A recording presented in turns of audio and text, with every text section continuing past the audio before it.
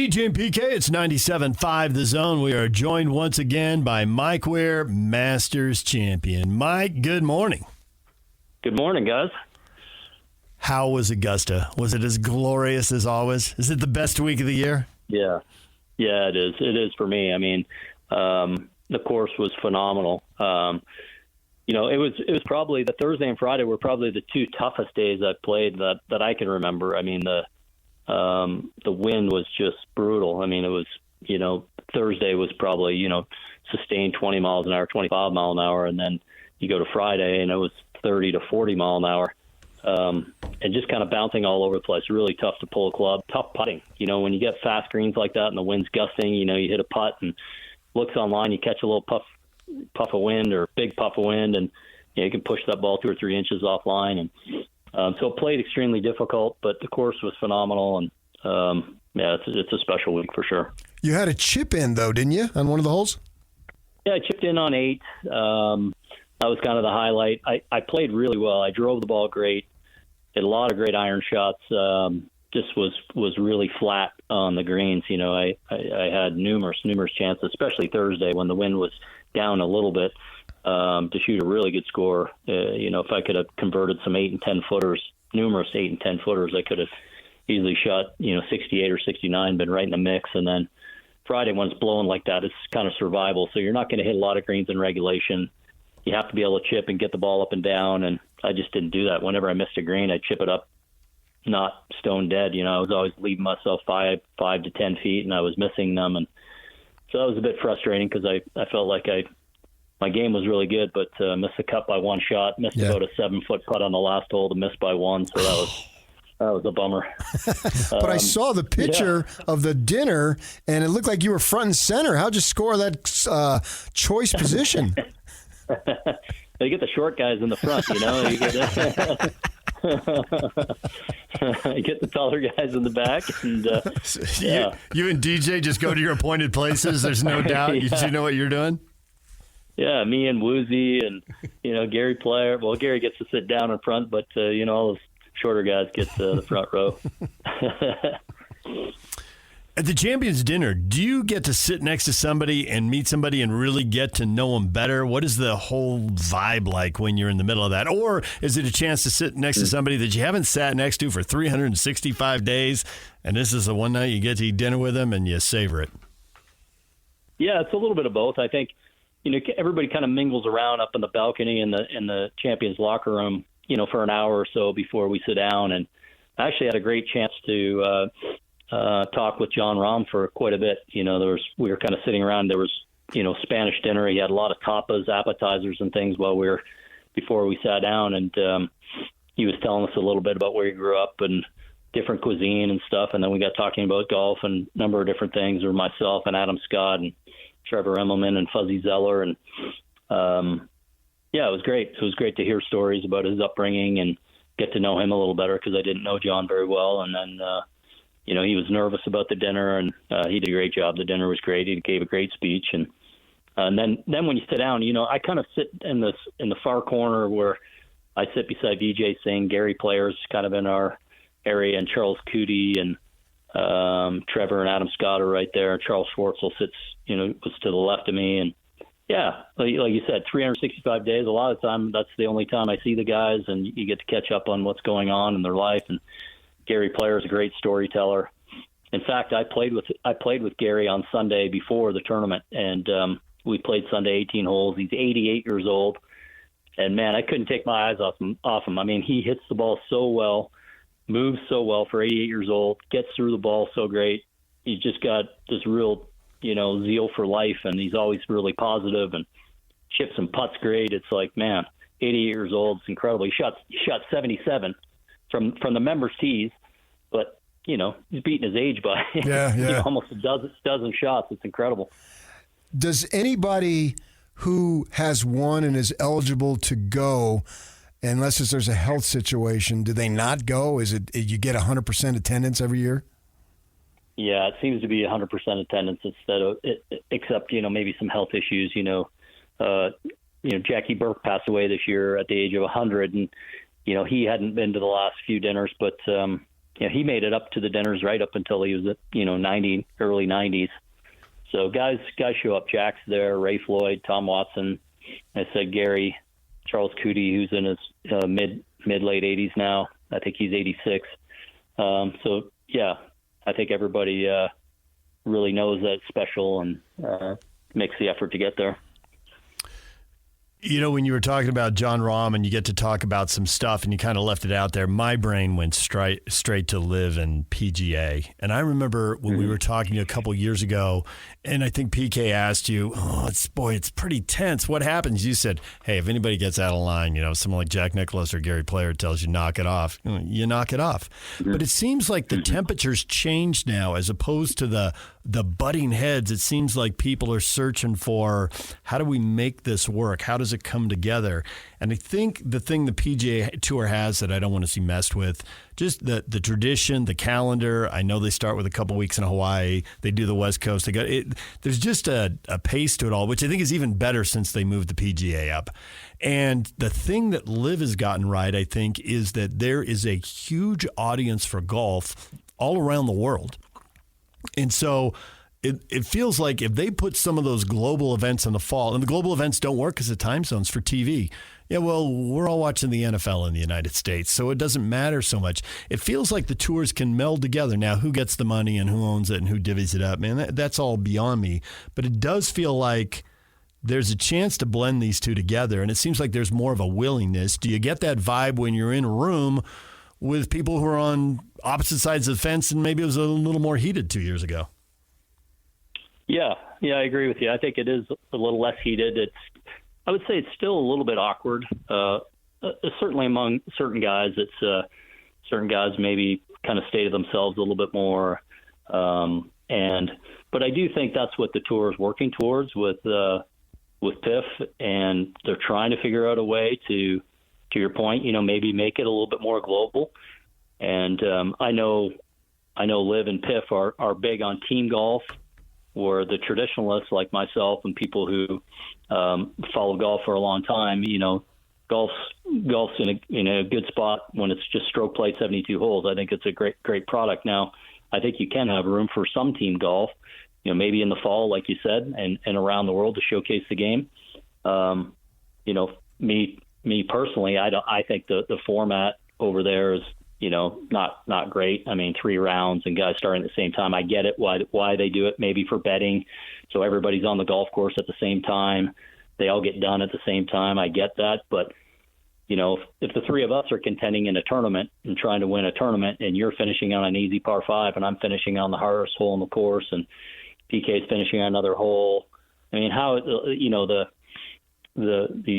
how are you going to determine the winner when the pressure's on, when you're finishing on these different holes? That's why I think stroke play is the best way. But I think there's room. I think, from what I've heard behind the scenes, I'm kind of like you guys. I don't know exactly what's going on behind the scenes, but I think they're trying to work towards some sort of resolution where the two entities can kind of merge together a little bit better. And we, as a golf fan, I want to see John Rahm playing against Scotty Scheffler right now, 2 of the best players. I don't like that they're not competing against each other except in the majors. So hopefully they can figure something out here soon. But we've been kind of left in the dark as PGA Tour players. There's, from our perspective, I think law players' perspective, it's just kind of puzzling that we don't know anything, and maybe they don't know anything. Maybe that's not why they're not relaying anything. But certainly seems odd after this long a time that nothing's been figured out yet.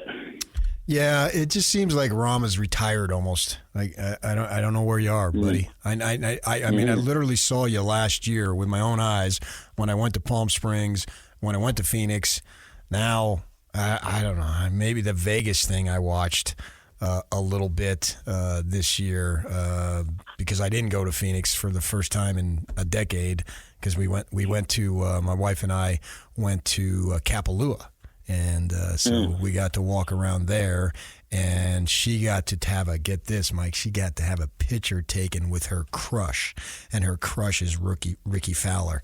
And so while I was interviewing Tony, she got to walk the last 3 holes with Fowler's parents and meet them. Oh, nice. And then got a picture with Ricky. And it's just like, I mean, We want to see the stars. It's like the NBA, man. If I go to a game and LeBron isn't playing, I'm what. And I want to turn on these guys, turn on the TV. The thing about golf is I've been doing it for 50 years. I know it's Saturday afternoon in the winter, I could turn on the West Coast swing, and then in the spring and summer, and I can watch these guys. Well, now I can't. And as a fan, I don't like it, and that's got to change. And as far as that's my own little editorial. I wanted to hit you up about Scheffler. He's on a phenomenal run right now. And we've seen other guys. You get Tigers over here, put him over there on the separate category. But we've seen other guys with age on their side sort of get, all right, maybe we got something here. Not to say that they're not great players, but I'm talking about I don't know the one we'll see a next Tiger, but maybe start moving that way. And it looks like Scheffler is the latest, whether it's Rory or Spieth, whomever it might be.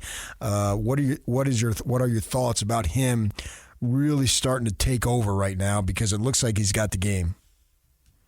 Yeah, it certainly does. I mean, watching him, watching him on Sunday and recently in recent events, how his demeanor, the confidence, the short game, everybody talks about his, he's the best iron player and, best ball striker out there, despite a unique footwork, I guess, that he has. Yeah, but, really. He has some happy feet going on there, but he's a tremendous ball striker. But man, when I watch his short game, he chips and putts so well. I mean, I guess they were talking about his putting kind of struggling, but he was third in putting this week. So he may have had a little stretch there where he didn't putt well, but he's a great putter. And I think that someone said it on the telecast the other day that he kind of owns his swing. It's unique, but he owns it. And when I see him practice, it's not real technical. It's not, I think, I've been guilty of this, trying to get my technique so right that you kind of lose the feel a little bit and you kind of get in your head with your technique instead of playing the game. Well, I think Scotty really plays the game well. He thinks his way around. He's got a great caddy that I think has elevated his game and brought a certain, I guess, calmness and confidence to his game once Ted Scott got on the bag with him. So, yeah, I don't see him slowing down. He certainly doesn't seem like he's going to. I saw his press conference. He said he still wants to put the pedal down here and keep pushing forward. So he's going to be, I don't know if he'll be dominant, but he has a chance to be dominant here in the next for the next 10 years. There was a time when the guys who won the majors were in their 30s. Until you were 30, you hadn't fully matured as a golfer. But now we've had 10 or 15 years of Rory won young, Spieth won young, Scheffler's winning young, and that's only a partial list. We could go on and on. Do you have any explanation for why guys in their 20s are winning way more and guys in their 30s are winning a lot fewer majors? Yeah, it's a great point. I think that's right, and you're right on. I mean, I think my era was like you kind of learn through experience. I kind of hit my stride in my late 20s or early 30s, mid 30s.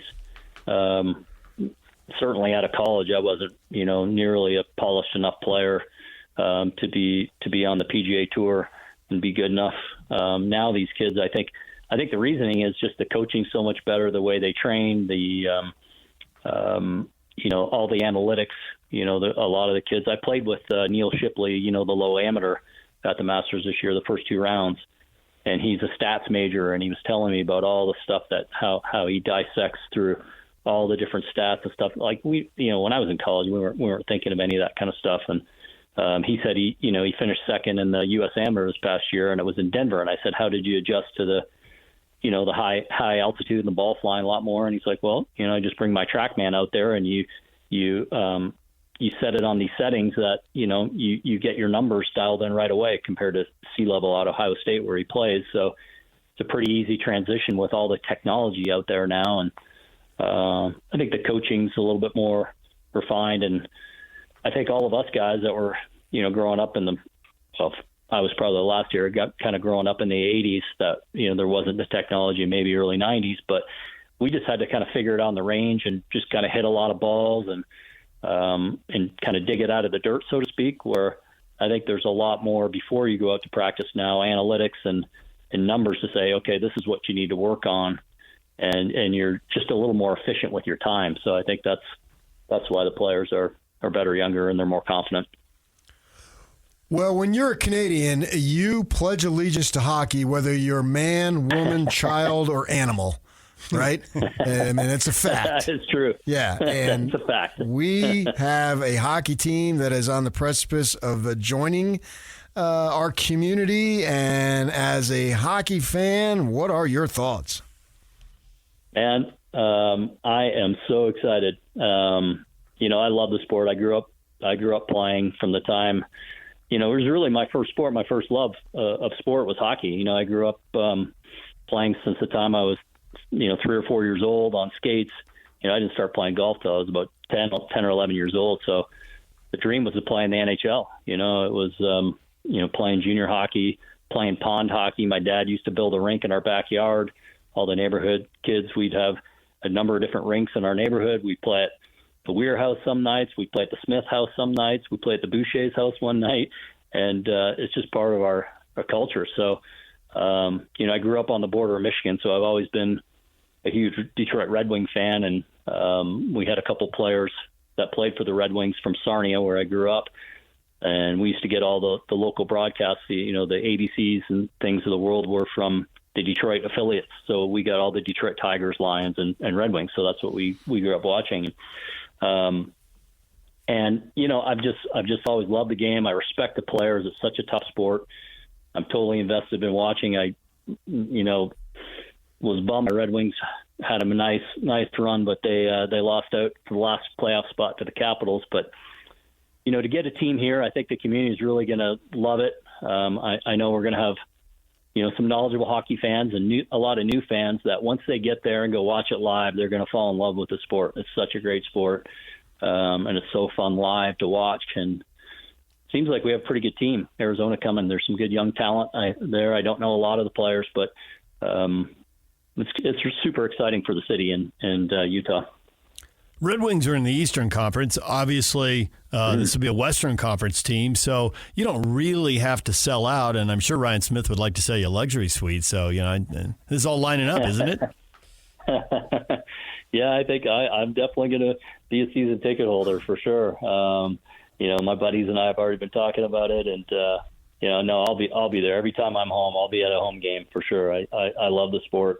I've gotten to know a lot of the guys kind of my era over the years.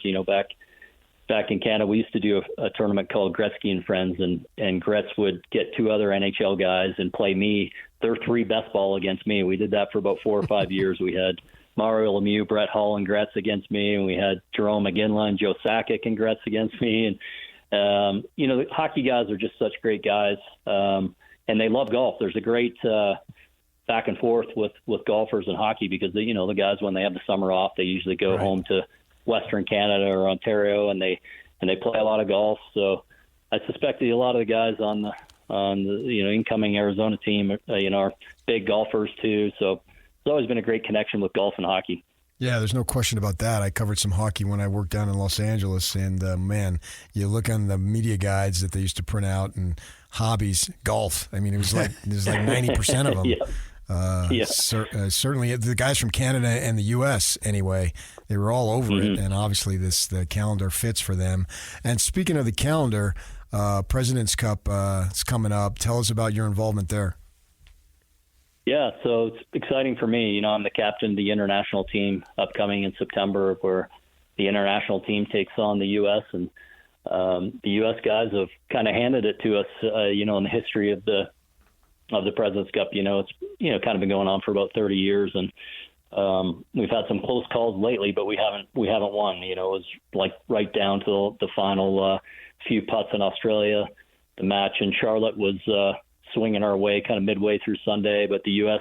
found a way to hold some great putts and a couple chip ins to claim victory. So, to be hosting that for me in Canada is a great honor. And, it's a busy time for me this year because I'm trying to balance playing and all the duties that come with captaining a team like this is kept me quite busy. So, but super exciting.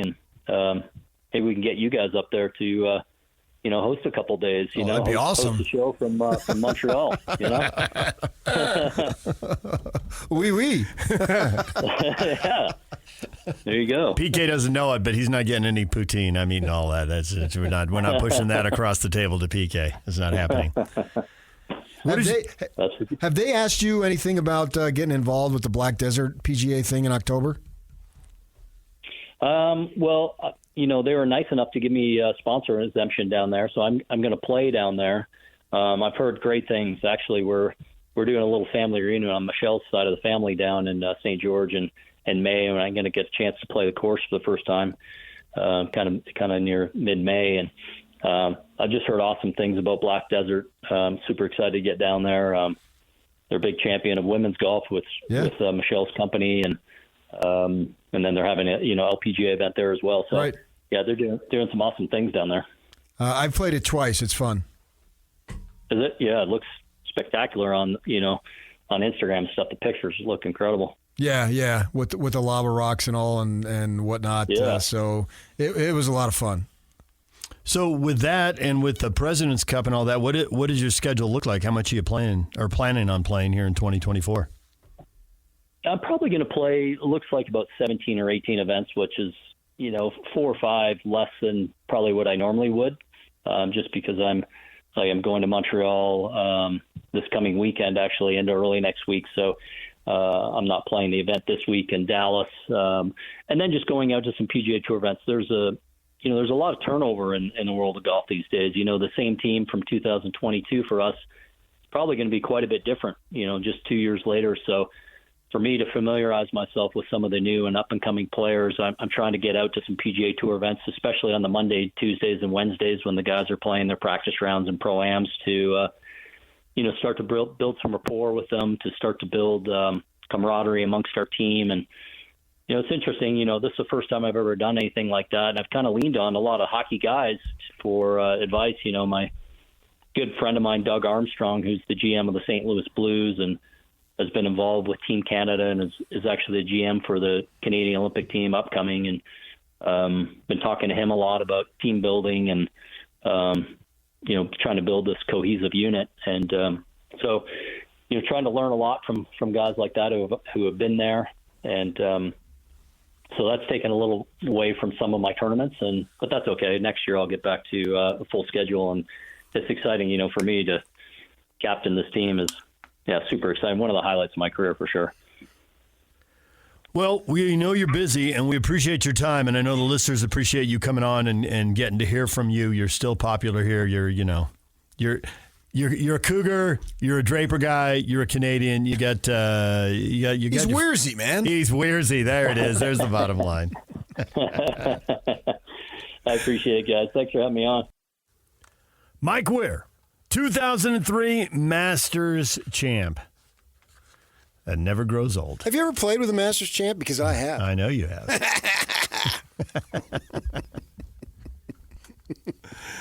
You can't fully enjoy it unless you find somebody and rub it in, huh? Oh, yeah, exactly. I mean, it was cool playing with him, but until I start rubbing it into the average Joe.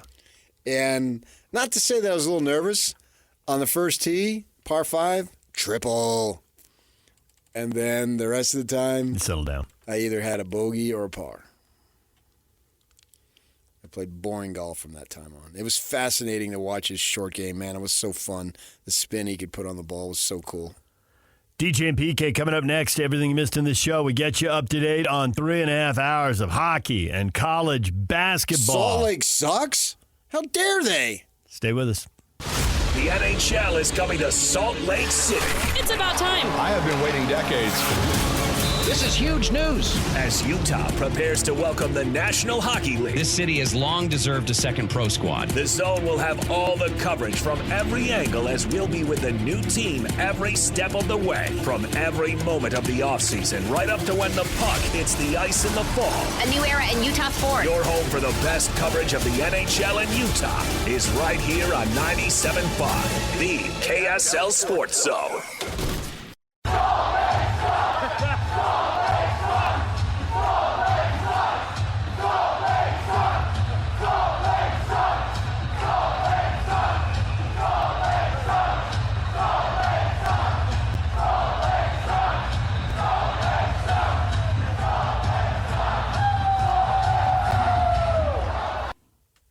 They were chanting in Arizona last night, not happy that their Coyotes are moving. That was mostly my family.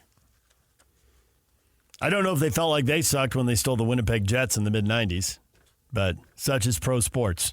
Fans make a Such is life. Big-time emotional commitment, but commissioners and owners are looking at the bottom line. I'm torn. The place where I live, the place where I'm from, this is a civil war going on in my mind. 9 a.m. Slacker Radio headlines brought to you by Tim Dolly Mazda Southtown. Find your new Mazda at the south end of the valley at Tim Dolly Mazda Southtown. That's Tim Dolly Mazda Southtown in Sandy. Salt Lake sucks. You see the people talking about what else is Ryan Smith going to take from the Valley of the Sun?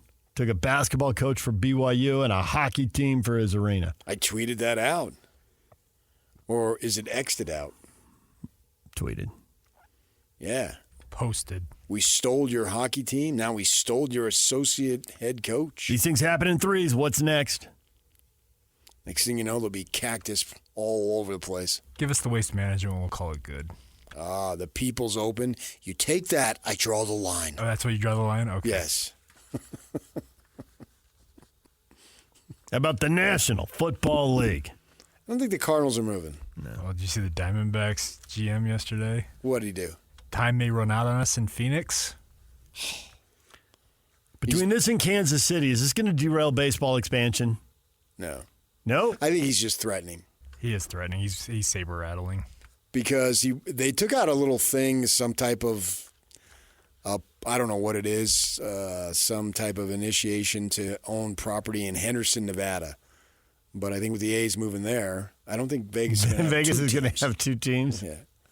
I don't think they're ready for that. New York, Los Angeles, Chicago, and Las Vegas. Your two-team cities. Right, and with the Bay Area not having it. So I think he's trying to play it now. So we'll see what happens there. But maybe they could move too. I don't know that there's anything that's better, but we'll see. Spent a lot of time talking college hoops this morning. A proposition. Are you ready? I'm going to make you a deal. Okay. Kevin Young, new head coach, press conference, Merritt Center floor, 7 o'clock. Kevin Young, forever young. Jay Drew is on and pointed out, he grew up in Georgia. He has some ties to the area, and his wife went to BYU. Oh, yeah. But he's not the tried and true Cougar from Orem High. Good. I hate them people. I thought you might. Yock's in there nodding with the Mountain View. He really hates those people. Orem all the way down there at the other end of the street. Bad seed. All those Orem people do Bad is seed. Screw the Tigers. They just knock and berate Utah State. If Kevin Young is highly thought of in the NBA, comes to BYU, goes to 2 Sweet 16s in 5 years, and leaves for an NBA job, We got music playing? are you happy? Did it work? Is that an acceptable outcome? Granted, I just pulled it out of thin air, but play along.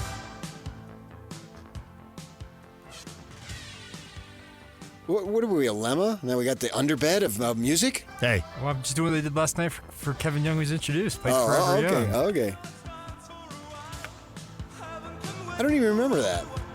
They played it on his way up. I was chuckling because it was a pretty Oh, they funny did? touch, we were yeah. surrounded by Yeah. the Cougar faithful, It and there was was- so much applause. Yeah. I Right. only caught it right as he was getting up towards the podium. Oh, and they went with Brandon Flowers? They kept it all in the faith? Sure. Got to do a TV show about that, all in the faith.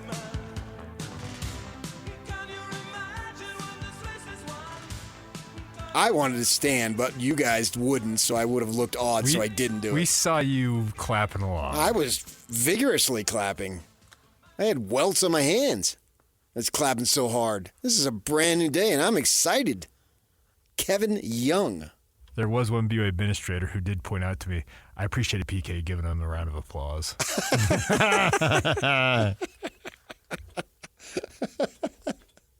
Oh, just have fun with it. What the heck? It's freaking basketball here, man. You can't enjoy it. What's the point? I've said that a million times. It's sports. You're supposed to have fun with it. You got distracted by the music. You're not going to answer my question, are you? I forgot your question. I thought you might have. Oh, no, I got it now. He's well thought of, and so an NBA team comes calling. He leaves in 5 years, but they've been to 2 Sweet 16s. Well, that's what's going to take. Right. Is that a good deal for BYU? Yes. And every Cougar fan has to answer that for themselves. Was Urban Meyer a good deal for Utah? Yes. Yes. Yep. Was Mark Pope a good deal for BYU? By and large, yes, because they really didn't have a big-time pool of candidates. Mark Manson hadn't established himself as a college coach the way he did at UVU. So Pope was the 100% obvious. In tracking down that story, I had somebody tell me, stop bugging me. I told you it's going to be Mark Pope, and it's going to be Mark Pope, so leave me alone. And it was. Awesome. So, but the world has changed just in a short time. Yep. Because I think the kids have grown up, and there's more candidates now. Yeah. People who really weren't on the radar, nor should they have been 5 years ago. But time marches on. People advance their careers, and now there's multiple candidates. As I said, I thought they were in a great spot. Now, they went after their number one guy, and I told Tom last night, I said, congratulations. I don't know that I necessarily said that word. But they swung for the fences in their eyes. You can argue whether that was the right thing to do, but that's not the point. In their eyes, they swung for the fences, and they got the guy that they wanted. Will they make sure that he has someone on his staff who can be the next head coach so it's a smooth transition if that day comes? Because you're not... Yeah, but that day will come. And you're not doing your job if you're not looking ahead to that as an administrator. Well, Tom won't be. Because, but he's here now. Granted, I get your point. In 5 years... well, there might be others who develop themselves at that point. That there may be. And maybe he goes for 10, 15, 20 years. And that could Obviously, happen. he has got age on his side. He can easily go for 20 years, if not longer. But under the preparing for all scenarios... Well, I don't... you suggest somebody for you the have staff. somebody today... I don't think you hire someone to be heir apparent when you're 42 years old. I think that'll take care of itself. In 5 years, I'd be surprised if Chris Burgess is not a head coach somewhere. Whether it's a lower level, whether it's at Utah or Utah State or Big whom or Sky, wherever. Big West, WAC, somewhere. And so they will have the pool will constantly expand for BYU. I don't think it'll shrink. Not everybody wants to be an entrepreneur. Some of them want to coach. And the thing about this guy is he fits the mold. The guy's a grinder. Look at his resume. He's been all over the place. He's 42 years old, and he's had like 20 jobs. And I've got Ainge vouching for him, who's a basketball guy. Yep. I've got Devin Booker vouching for him. Devin Booker! He's an all-star, man. I would love to have Devin Booker be playing here, and he's recommending him. You got Vogel saying it. Come on, man. If this guy bombs, well, man, that would be a shocker because everybody and their dog is singing his praises. Finally, new news. You ready for this story? From AP Oddities. Check the scales. Researchers in India have found fossils of an ancient giant snake that could have been longer than a school bus. Researchers estimate the snake stretched an estimated 36 to 50 feet and might have weighed up to a ton. Would you like to run into that out? I don't know whether that's a snake. There's got to be another word for it. DJ PK, when we come back, your feedback next. Stay with us. Golfers, you don't want to miss You Into Golf. The multi-vendor demo and fitting event is this Saturday from 10 to 4 at Milligan's Golf and Games. This big one-day event is your chance to demo the hottest new products, meet with golf manufacturers, reps, and get custom fit for your new clubs. And all purchases are backed by the 90-day, 100% satisfaction guarantee. Go to theworldwidegolf.com and book your custom fitting today. Okay. This Saturday, Mulligan's Golf and Games. Get there. Sweet. Tyson says to our question of the morning here, Utah Jazz owner Ryan Smith on the NHL in Salt Lake City, I have incredible faith in the people of Utah. We show up, it'll be packed. Are you going to be part of the package? Tyson says if the tickets are affordable, I'll try and hit at least one game a year, if it's possible. I bought a ticket for me to go to the Frozen Fury game. That'll be in September. Once the tickets for the new NHL team go on sale, if they're affordable, I'll buy a ticket or two. Well, what's your definition of affordable and where do you want to sit? Because I think if you just generally look at it, yes. But I don't know what your financial situation is. Everyone's is different. Austin says, no, I'm not in. Southern Utah fan here, and I'm already supporting the Knights. Oh, we have a divide? We do. Those folks down there? Somewhere around Fillmore? Panguitch? Where do you draw the line? Cedar. Cedar. You include Cedar. But once you get up to Beaver, then it's no. Cedar you're goes ours. Cedar goes south. Mm-hmm. Yeah. But all graduates of Beaver High School must root for the team to the north. It's just the way it is, man. Period. End of story.